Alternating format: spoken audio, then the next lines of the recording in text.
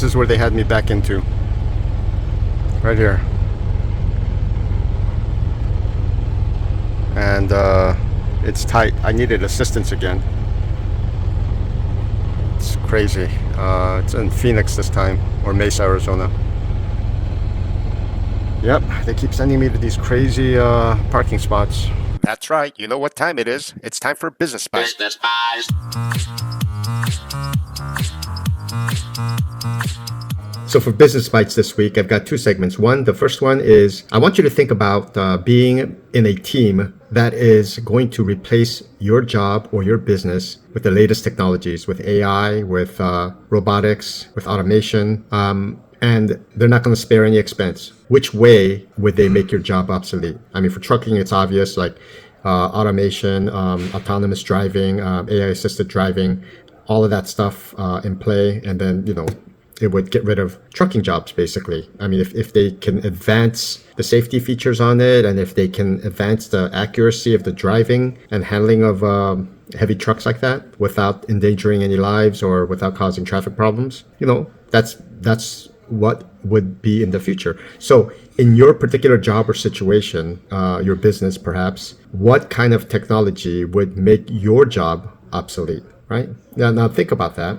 And then think that if you were to put in that effort to make that job obsolete, and as a manager, they tasked you, to make this job obsolete, what makes you think in the future somebody else isn't going to do it with the technology available and save money or make it more efficient? So sometimes our jobs are a ticking time bomb. Eventually, the time's going to run out, and we're going to end up basically jobless. Hopefully, we retire by then, but this is the way of the world right now, So that's one thing. And especially when it comes to businesses, because jobs are a little different than businesses. Jobs, you invest a lot of your time and energy. Businesses, you invest your time, energy, and money. And if you build an infrastructure for a business to generate income for, in your mind, you're projecting for 5, 10, 15, 20 years, or even longer period of time. And all of a sudden, 3 years into the business, your business is obsolete because Joe Schmo came around and implemented AI and robotics and whatnot and made your business obsolete. This could very well happen. It depends on your specific industry and your specific, service or the goods that you're providing, but this is something you need to keep your eyes open. And the big boys are probably doing it already because they've got so much money invested and they've got, people with titles and stuff that's their job, But small mom and pop shops or small startups, you might not have the resources to even think about this kind of stuff because you're working 12, 14 hours a day. You don't have the capacity to think about autonomous this or AI that, it's not in your realm of importance at this point in time. You're just trying to put out fires day in and day out. You're just keeping busy, generating that income, building that infrastructure for your current business. But you think you have it made, but somebody else is going to come along and dethrone you or make you obsolete. So be careful. This is a good possibility. These things will happen. Technology is crazy right now. It is. Now, the second part of this Business Bites is I woke up. Sometimes I dream weird things. Okay. So I woke up with a dream of a story, and there was a lot more details, but I left out a lot of details because what I want to do is encourage whoever's out there that's into storytelling, writing, or animation or cinematography, whatever, like you're writing a script. I'm giving you because a lot of times when we're coming up with stories, it's hard to come up with that initial energy, the initial starting point for the story, the initial skeleton of the story, so you could put all your meat and and put all your drama and everything else in there, right? But I'm gonna go ahead and share this right now, okay? But bear with me. I was a little groggy when I woke up, so this is right after I woke up from my sleep. It must have been 4 or 5 in the morning or something. I don't know what time it is, but here I am.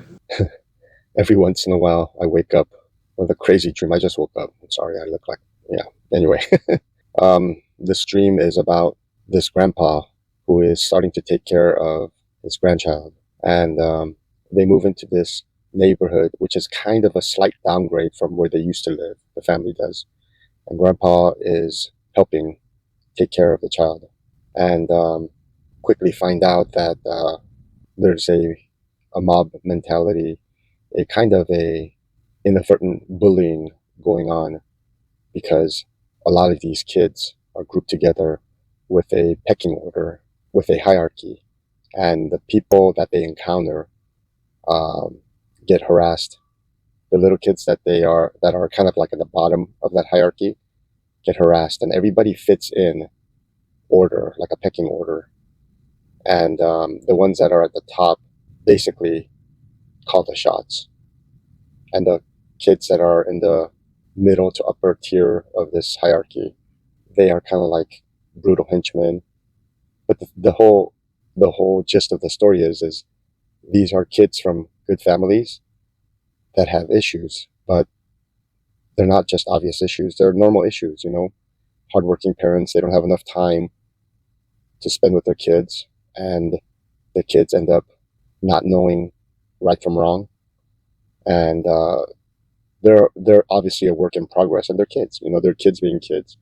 A lot of these kids that are not in the in group, they end up becoming victims of this incredibly damaging, um, emotionally scarring bullying, and either they conform to become a part of this hierarchy, and they would be at the bottom of the totem pole, the bottom tier of this hierarchy, or they end up being pushed aside or ostracized and also bullied on or considered a nobody.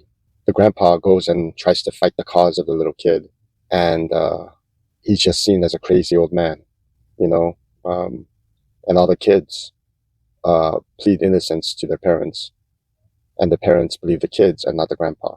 And meanwhile, the grandchild is receiving daily doses of abuse, inadvertent abuse. These kids, like I said, aren't necessarily evil kids. They're just misguided or they don't know better. And so the story develops where grandpa tries to take some action in the neighborhood and ends up getting arrested. And none of the parents believe that these kids are doing what they're doing. So that's my dream that I had. There's a lot more detail, but when I dreamt the dream, it was completely like a movie, and it was intense, very intense. So this story idea, whether you make it into a animation or make it into a, I don't know, movie or whatever series, but I think like having inspirational ideas once in a while, even though it's kind of bare bones, you know, there's a lot of meat that I held back too. There's a lot of good meat in my dream, like in terms of, you know, all the details and stuff. But I wanted to kind of give you a general outline per se of a story, and hope you can develop it if you're into that stuff. You know, if you're a writer or if you do screenplays, or if you do especially animation, you know, or webtoons, and you need an idea, you can use that idea. That's my idea. You can use it. Okay. So I'm here in NorCal right now, and the weather is about 70 degrees. It's probably gonna get colder at nighttime or in the early mornings. I think it's like about mid 50s and whatnot. So definitely fall going into winter already, and you know, it's gonna be November. By the time this video comes out, it's already November. All that hot weather that I was dealing with, you know, 125, whatever, is no longer an issue. Now it's gonna be warmer clothing for me. You know, I have to start wearing my sweatshirts again, and probably layer up like an old man now. So yeah, and the highs here, you know, usually when I'm coming up to NorCal or especially Phoenix, you know, they were pretty high up there. But now I think Phoenix was around, last week it was 90 something, right? But this week I think it was like, I want to say like 70 something, and 85 or something like that in certain parts of the California side of the drive, in the deserts, you know, past in between Blythe and Chiriaco Summit, the whole desert center area, you know. Anyway, yeah, that the weather has definitely gotten cooler, and it's nice. I appreciate it. I really like it. That hot weather was really, really tough. But you know, with me though, you know, it gets a little cool and it's too cold already.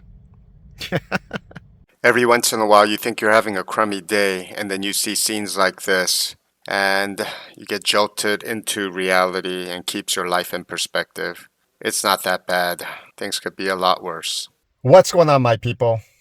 This week kind of sucked.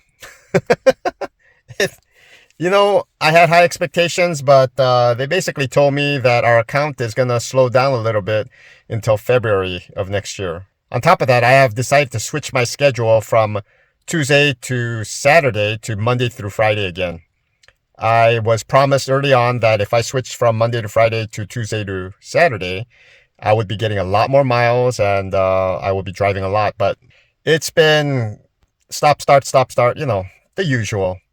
There's no guarantees when I move to Monday through Friday, it's going to get better. But, I'm going to give it a try. I need the miles. I'm not driving, just for, I think this week I had 1,700 miles. I can't do 1,700 miles. It's a waste of a week. I got to crack at least. Most weeks, I should get close to 2,400 miles. And as long as I crack 2,000 miles a week, it's okay. It's not good. It's okay. But 1,700 really sucks. It's not, it's like 6 hours of driving every day. It's not good. In my case, I had so much traffic this week. It was a lot of driving, but most of that was spent, in traffic. So, you like my shades? Yeah, I got these in Korea. The funny thing is I went to Korea. I didn't really buy myself anything. I spent most of my money on food because, all the stuff that I could get those things here in the States. So I don't need to go all the way to Korea to buy. But these glasses are Korean. They're called Gentle Monsters. And I wanted a pair of these. So this is the only thing I really spent money on. Everything else was money for food. And travel and whatnot. So I did one run to the Phoenix area round trip and one run to NorCal round trip. And that was about it. No joke. That was it. I had a 4-day week. Started on Tuesday, ended on Friday. Yeah. And then I had some technical issues. So Saturday morning, I took my truck to the mechanic and they told me to come back on Monday. So, my sensors are off. And so my tablet and my truck is not syncing properly. So I'm having all these malfunctions coming up on my tablet. Really annoying. And it's a brand new truck, so I don't know why the sensors are off. So I don't know who drove it before, but I don't know. Maybe they mess with stuff. I don't know. You never know. So I never had those issues with my truck. And, because I was pretty much the only driver on my old truck, the maroon truck. Now this blue truck, somebody else drove it before. So I don't know what's going on with it. So I'm going to take it in. Hopefully they fix it and I don't have any more problems because that malfunction happened already 4 times since I got back to work from vacation. Ridiculous. Next week, I'm hoping it's better. Next week meaning Monday through Friday. Now it's already that time, right? My weekend was really short because, I'm switching my schedule to Monday through Friday for the time being. Hopefully it works out. I need the miles. I need to drive. I'm not leaving my house for, to sit around in my truck. It's not worth it. I need to drive and make money. So, yeah. So it's also another thing I wanted to touch upon was that I'm coming up on it's already been over 10 months. Now it's November. And January 2nd is kind of like our anniversary date of when we started. So we're basically 2 months out from our 1-year anniversary. And some of the drivers I know out there, they're looking forward to that 1-year reset, kind of 1-year anniversary, because they use that time to kind of explore, because once you hit the 1-year mark, a lot of doors open, in terms of like other driving opportunities and whatnot. And I don't know, I'll probably keep one eye peeled, but I don't think it's going to get much better than where I am at right now. I think when I hit the 2-year mark or maybe the 3-year mark, as long as you have a clean record, I think you could pick and choose which company you go to. You can, I think Walmart, I think I've heard a lot of good things about Walmart truck driving. If the trucking industry improves, those are opportunities for, lease programs or becoming an owner operator. And, but at this point in time, it doesn't look bright. The trucking industry doesn't look bright right now. And a lot of companies are closing, a lot of drivers getting terminated or laid off, doesn't look good. So, you just hang on to what you got. If it's good, if it's no good, you got to find something better. Go find something better. Right now, my gig is, from all the truck drivers I talk to, I'm doing well. My account is a good account. So I get paid well here at Schneider, but, and some of my owner operator friends I talk to, they say, just stay put.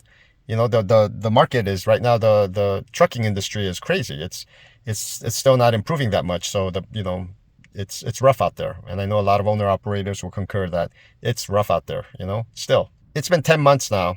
And my assessment is that it's not like anything I expected, but it is. So let me kind of break that down a little bit. The trucking is the trucking, but the lifestyle is an adjustment. If you cannot make that adjustment, then you have no business trucking. So I would discourage you to become a truck driver, or at least a dedicated regional or an OTR type of truck driver, if you need to be at home, because I'm out of the house about 5 to 6 days out of the week. Psychologically, socially, it impacts you because you're not coming in contact with people, like coworkers and things like that on a daily basis where you're interacting with them. You're not having cooler talk. You're not hanging out, having lunch with them. Those things are all gone. Back in the day, we would do like office pickup orders where we would, find out everybody's order. Somebody will run and get lunch and then bring it back and we eat lunch together and things like that. Those things do not exist inside of truck driving, unless you're like a day cab driver and you've got like a set routine. But if you're a regional or dedicated, no, it's basically like you, yourself, and nobody else. You're in that truck, unless you're doing teams, but you're in that truck, and in teams, you could go crazy because you're with one person the whole time, 24/7. It's crazy. But if you're doing solo driving, dedicated or OTR, you need to be comfortable with yourself, being by yourself, driving long distances by yourself, because a lot of people get into trucking and realize, oh no, it's messing with them psychologically because they don't have human interaction day to day. All that is gone. And believe it or not, to some people, that's a big deal. It's a huge deal, so people burn out and they want to leave and whatnot. If you're one of those people, don't get into trucking. Don't. If you could find a desk job somewhere or a sales job or some kind of a service job or, even a mechanic, you've got your set routines. You're going into a set location where you work, like a forklift driver even, you're working and then you're going home. This truck driving is a whole nother animal. So just be aware. My kids are all grown adults and me and my wife, we've got a good rhythm and a good understanding. And so, I like being home, but I don't mind being in the truck. And a lot of times even when my weekend reset is going on, I will go ahead and the night before I'm supposed to check in, I go to the truck and sleep in the truck so I could just wake up and, check in. A lot of times I do that because sometimes they assign me assignments early in the morning and I want to jump start. I don't want to, if I'm already at the truck, I don't have to fight through the traffic to get to my truck and start. So even though I had home time, I'll cut my home time one night short and get to my truck sometimes. Sometimes they'll assign me the day before and I'll know a day in advance exactly when I need to show up to the truck. Those times it's easy peasy, just get to the truck in the morning, But when it's unknown when I'm going to start, I like getting there the night before. So anyway, so after 10 months, I think, for the immediate future, I'm sticking with this and I'm sticking with Schneider unless they ask me to leave or unless, something happens. But, so far so good. I got a 5 performance rating, which is the highest I can get in my account. And they give me my bonus every paycheck because I have a high performance rating. I think I'm doing pretty good, in terms of hitting all my appointments and not being late and fuel economy and all that stuff. I think I'm doing good. So, but I need more miles. As long as the miles are there, I'm a happy camper. I'm happy with my account at Schneider. So anyway, long may that continue. And hopefully, beyond the 1 year mark, I'm here doing my thing, dedicated regional with this account and hopefully making good money and doing a lot of loads and assignments for Schneider, so far so good. It's not perfect. There's a lot of things that I wrestle with, but at the end of the day, life isn't perfect. And, we make the best of what we can with every situation and we keep trying. That's the thing is we're not sitting there just complaining and putting down the system or, criticizing the system without going for solutions. What we want is solutions. We want excellence. We want to do well. So thank you for following me on my journey. God bless you. Stay safe out there. Peace. I will catch you next week. Cheers.